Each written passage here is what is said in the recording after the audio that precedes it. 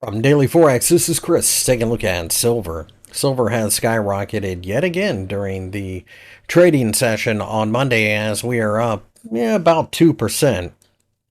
All things being equal, this is a market that has broken a major resistance barrier in the form of $35.48. And now we have to think, where could we go?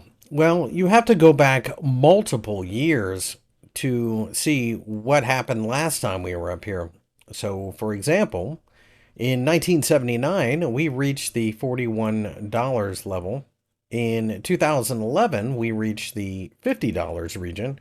And now we're at a major swing high back in that previous massive rally in January of 2021, where somewhere right around the $38 level was a bit too much.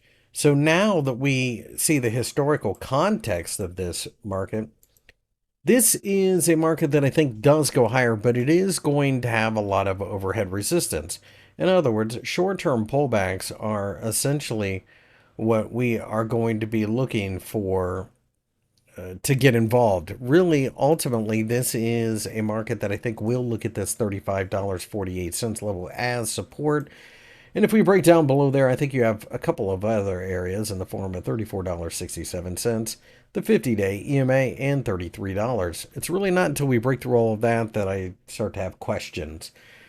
The market is somewhat negatively correlated to the US dollar, but not always. And that's something that I don't want you getting too fixated on. Rather, I suspect that a lot of what's going on with silver is the same thing that's going on with copper and crude oil and various other rarely traded metals by retail traders.